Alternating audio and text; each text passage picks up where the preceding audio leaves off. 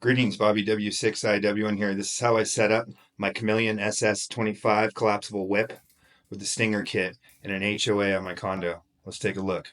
So I got the DeWalt Surveyor's tripod with the Surveyor's puck over here, puck adapter, the SS25 whip, and the Stinger kit.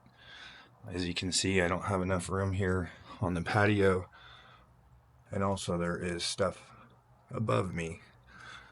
So I'm just gonna go sneak it out here on the lawn.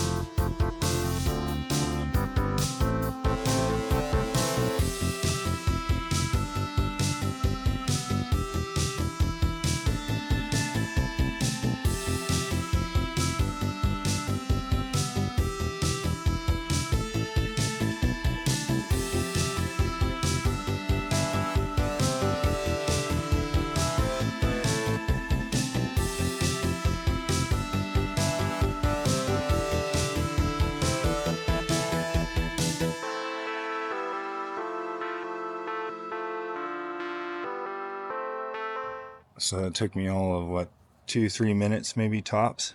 I don't know if you can see it here.